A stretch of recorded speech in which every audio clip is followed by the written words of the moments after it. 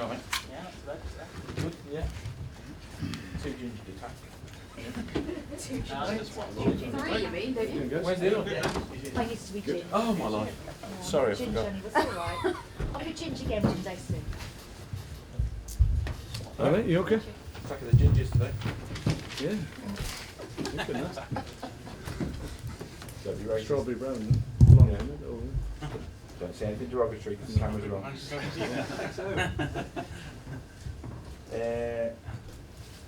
then. Can I ask you a few things involved in football this week? Grappling in the box between strikers and defenders. Now, you used to put yourself about, didn't you? I mean, what do you think about the way it's been treated this week and the way it is in modern day football? well, it's always been prevalent and it's always been there. It's the referees and the powers that be on occasions have a purge, and they have a couple of months where they stamp down on it, and then it basically reverts back to type, and it's a certain level of acceptance. Yeah, when it happens, it's basically fouls in the penalty area, and it can be both ways. But it's very difficult, and they did try and clarify. I seem to recall a couple of Premier League manager meetings ago where they tried to explain what they were going to penalise and what they weren't. I think the gist of it basically was, well, if the guy was likely to head the ball in, then and he gets impeded, then it's a penalty. If it's just general grappling, as you called it, but the ball flies over everybody's head, then it's not a penalty. That was my understanding then. Whether or not it's changed, I don't know. But it's a very difficult situation for referees to manage, to be perfectly honest. But I know the FA have tried to give them some guidance, and because it's needed. But over any period of time, you seem to have moments where you seem to veer away from that one line of thinking, and they start applying other criteria to it. So everybody's a little bit in the dark, or there's too much grey area to it. And I think the message needs to be repeated on an ongoing basis, because I think people forget the gist of what it's about and what's allowed and what isn't. You're happy for your players to push it maybe as far as you can to gain an advantage for you, and then maybe if not, go in the referee's room. No, we don't make any play of that. We say to mark correctly. That's about the top and bottom of it. And my view is that you can defend space or you defend players, and we expect our defenders to mark individuals in the opposition and make sure they don't score or don't get first contacts, and because as a consequence of first contacts, more often than not, things happen which are negative for your team. So it's a part of the game. I think there's blatant occasions where it's obvious to everybody that there should be a penalty given, and I think now the directive is that referees before, if it's been going on all game at a level that's unacceptable, then the referee, I think, is supposed to pull the individuals involved over, tell them you can't do it, and if they do it, then they give a penalty. So I think that was probably what happened. I think you're probably talking about the Leicester game. So I think that happened. But it's difficult for officials. I wouldn't like to be a referee and having to sort out the mess of a penalty area when a ball's coming in. Thoughts on the Tottenham game? Was it were they as good as the scoreline suggested? Well, we helped to a certain extent. I have to say we didn't play anywhere near our potential, but it's difficult. They're an exceptional side. I think after the game we felt they were arguably the best team we've faced this year. I thought they were a little bit quicker in thought and mind, and physically they got good pace and power, and it was difficult to cope with. We didn't help ourselves on occasions. We're honest enough to admit that, but on the night they deserved to win the game, certainly. Whether or not there was 4 goals difference, there'd be probably a debate about that. I would argue not, but other people would probably say maybe. But no, on the night we were second best, and they were an impressive team that we faced. So we've got another one at the weekend as well. We've arguably the last two games we've conceded 4 goals in each, but we've met the two teams that are in the best of form at this stage of the season. So we're not the only ones that they've turned over in recent weeks. So doesn't help us to any great extent, but we expected to do better. But we've got another opportunity at the weekend, and we need to obviously not be quite as open. We're always positive, certainly at home, and we try and get on the front foot and dictate the opposition. But sometimes you can be a little bit open if you try to force the issue. And good teams, if they're at the top of the form, which certainly Tottenham were the other night, good teams can pick you off. So we hope to be better in that regard. What are your thoughts on going back to City, a place where obviously you bit the bullet in your career, and the management there consistently call their managers, and it's to such a point you've got a man there who could win the Champions League, go down in history as the only man to have ever done that there, and he's gone.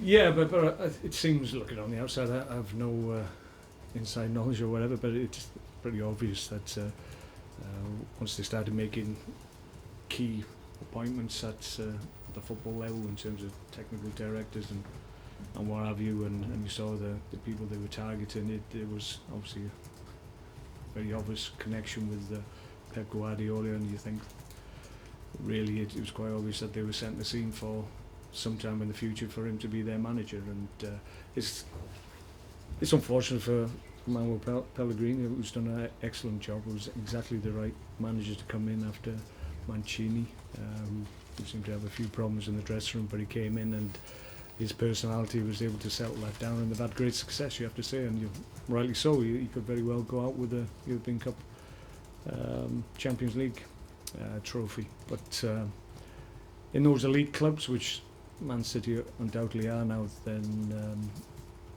there's many cases where guys have won the Champions League or years gone by European Cups, and the very next day they're relieved of their duties. It's just what they do, rightly or wrongly. As much as people will be looking forward to see whatever Pep Guardiola can do in this, like you say, mega club, now elite club, you look at it, the players that will play tomorrow, there's still a nucleus that you set up, isn't there? Well, there's a couple that's still there, but I've always tried to underplay any influence I've had on the success that they've had since I left. I brought a number of players there who've had really successful careers in Man City, and I'm always pleased for them individually. But certainly the club's moved on vastly from the point where I took over, where really, if we're honest, Man City were a mid-table Premier League club. So for them to go on the journey that they have done in such a short space of time is unbelievable. But obviously, if you've got the resources and you've got the means to affect change and get good people in the right positions, then you can be successful, obviously. And just new sponsor here for the ground, and they're going to fill in one of the corners. Is it going to make it even louder here, do you think, or what? Well, we hope so. I mean, it's a sign of progress once again. We like to think we're progressing on the field, notwithstanding the last couple of results, but certainly we feel we're all moving in the right direction on and off the pitch. It's been well documented that the club weren't going to expand the ground unless they felt they could fill the extra seats that an expansion would bring, and they obviously feel confident in that, and that means obviously that the football on show is something that people want to watch and be part of. So we're forever grateful for the support that we get. We never take it for granted, and we know whenever we turn out at Bet365 Stadium, we have to perform. Just finally, your favourite moment, I know you're going to want to answer this, of 25 years of Sky Sports, and don't just talk about my career, obviously. You always have to give me heads up on those things. I say one thing and never come up with the one I should have come up with. So ask me again next week. I'll give you the right answer, because off the top of my head I can't think. There's been so many. I suggest it was something you won, or? Yeah, well, that's my point. I won quite a bit, so I'm not quite sure which was the best one. I'll get back to you, don't worry. Mark, do you head into this game at the weekend sort of more encouraged by the result you had against City earlier in the season than the result last time you went to that stadium, or kind of more focused on the concerns from the last two games against big clubs? And Well, no, we always deal with the here and now, but obviously psychologically we know we can go to big clubs and big stadiums and perform. We've done that in the past, but obviously the here and now is what we're more concerned with now, obviously on the back of a couple of disappointing results and performances. So I think the fact is it's Man City away. It allows us to really focus, because we know even if we're in a fantastic form, it'd still be a huge challenge for us. So I think it's good that it's under any circumstance it's a challenging game of fixture for us. So I think that helps us, I think, because maybe if we were going up against a team that we were expected to win against, win easily, and we're just on a little bit of a dip in form, then maybe that's more difficult to deal with. It's every game is different, we know, but I sense today we've sat down, we've talked about what we need to do better, as we always do, and my feeling is that we'll be fine at the weekend. We'll get back to what we know we need to do well to be able to win Premier League games, and it may not be enough on the day if City perform and play to their potential. It's difficult to overcome them at home, but what I'm looking for is a better performance in terms of what we're trying to do and what plan we're trying to execute. And the last two games we haven't really executed what we anticipated we would. if anyone was to suggest, based on those last two performances, that some of your players' minds may be already on the summer, that their season appears to be over, what would you say to them? That's an easy thing to do, but I made the point. We just played the two informed sides in the Premier League at the moment, and you look at the moment, those two teams are rolling over the top of teams because of their focus and their drive is at a good level, and it's difficult to cope against them. But that won't stop us going into the City game. It's a different type of game. If you look at Liverpool and Tottenham and the way they approach matches and their style of play, it's different in comparison to Man City. Man City isn't really high tempo, high pressure, high intensity game. It's more about picking the right pass with good individual talent at the top end of the pitch that takes games away from the opposition. So it's slightly different test, I would suggest, than the last two games where it's been of two good teams playing at a high intensity that at times we didn't deal with. And just to get the injury update, we've seen John Walter's interview on the website. We know when he'll be back. Just in terms of Shaqiri, Johnson, Wilson. Mark Wilson has been training for a couple of weeks now, but he's just got probably 1-2% in his knee when he gets in a certain position where if a ball hits him just on the toe, then he still gets a little bit of pain. So that just needs to really settle down to give him the confidence to know that he can get back into the fold. We've got a game next week which he may figure in, which will help him in terms of his confidence that he's ready to go again. So we may well look at that. Glenn Johnson is getting close. He's not quite ready to come back into the group yet. So we're still hopeful that he might see some game time before the end of the season, as with Johnny Walters as well. And Jordan after he came off. Yeah, Jordan's obviously not fit for the weekend. We're hopeful he's got a slight injury in the hamstring, so we hope early next week we can get him out on the pitch and see if he can deal with that. If he needs a little bit more time, then we'll have to wait and see. But our hope is that it's not too serious, and he should be back before the end of the season certainly. And will Shea keep his place against his old club? That's the way I'm thinking at the moment. Yeah, you'll play. Mark, I was just wondering, thinking of what he said about the grappling, it was pretty noticeable, especially early on and into the second half. There was absolutely no grappling at all when there were corners being taken. Was that just because of what happened 24 hours before, had the referee spoken to you? Had you spoken to your players? We in fairness, we've suffered in the past in terms of when there's a spotlight on this issue. We've had games following a little bit of press and a little bit of noise about grappling, and almost without fail we've suffered the consequences wrongly in most of the occasions, in my view, because we seem to be the only ones that got penalised for it on that given weekend, and then it, as I said, then it goes away again for a few months and you wait for the next time. So we did mention that we needed to be careful that as a consequence of the media and the focus on that particular aspect of set piece work, where we needed to be careful and make sure that we didn't get caught out like we have done in the past. And just on the remainder of this season with 4 to go, I know you're trying to break that record, Premier League points record of last season. You talk about the motivation and desire. Is there that motivation to do that with these remaining 4 games? And are you pretty confident that there is that belief as well? Listen, we're 4 games at an end of a long, hard season, but we've still got opportunities to achieve things that haven't been done here before. And while that's still possible, then we'll use that as a motivation to keep us going. And why wouldn't we? Because it's an important point that we're trying to progress, and obviously the news about the stadium is a positive for us. We want that to continue on and off the pitch, and if we continue to progress in the 3rd year, once again achieving things we haven't done before, then everybody's in a positive frame of mind leading into next season. So we've had a little bit of a stumble. We faced good teams who are in a good moment at the moment, so sometimes you have to accept that on the day you're second best, but we still got 4 games that we intend to give our maximum to, and hopefully get more points on the board. Mark, you talk about facing informed teams. You're about to face one of the most informed strikers in the league, in Aguero. He's making a march for the Golden Boot by the looks of it. But how are you going to cope with his threat, seeing as you've had some defensive problems of late?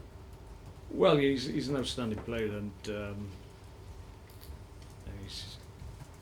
he hasn't really had a season where he's been free of injury. I don't think, from memory. He's always had periods when he's gone out with teams with little niggles, hamstrings or whatever, but in spite of that, he always gets a significant figure of goals for his team and his club, and I think he's arguably one of the top strikers in the world. I think he's proved that over a long period. I think he's reached 100 goals in the Premier League already, which is a fantastic achievement in its own right, and to do it in such a short space of time since he's been here is outstanding. So I've got a lot of admiration, a lot of time for the way he approaches the game as well. I think his attitude to working hard for his team and making runs, unselfish runs sometimes to clear spaces for other people. I think he's a top draw player. Manuel Pellegrini has said that the best way to progress in the Champions League is to now perform in the Premier League and to win as many games as possible. Are you hoping that they'll have an eye on that game on Tuesday night? It's difficult to call their team, to be perfectly honest. I mean, they've played this week, and they've got our game, and then they've got a huge game in terms of the club and where they want to go, which obviously would be a priority for them. But they're a big club. They've got resources. They should be able to deal with the fixture and the congestion in their schedule at this time. But it wouldn't surprise me if they made changes. But even if they do, they've still got good talent that they can mix and match and maybe protect the ones they need to, but they can still put an outstanding team out. So they won't be weakened to any certain extent, I wouldn't have thought. And just last one more for me. With your defensive issues at the moment, with the injuries and covering, getting people to play in positions maybe they wouldn't necessarily normally play in, over the summer, is that an area where you think that you need to strengthen your defence? No, we've been unlucky with injuries in the same unit of the team, and when you get lots of injuries or players even coming back from injuries or need a little bit of time to get back up to speed, then it does affect you. But I don't think we dwelled too long on that factor, and it is what it is. But I think we've always felt that our squad and the players that we have is strong enough to cope, and for the most part we have done. But maybe just the last couple of weeks, going up against top teams, teams that play on intensity, we've just been a little bit short. But no, we're always looking to get stronger. We'll try and add to the strength of the squad and the quality of the squad as most teams will in the summer. But you've just got to have a decent run with injuries. Maybe at times this year we haven't had that. Okay. Thank you. No problem. Good luck, Mark. Thanks, guys.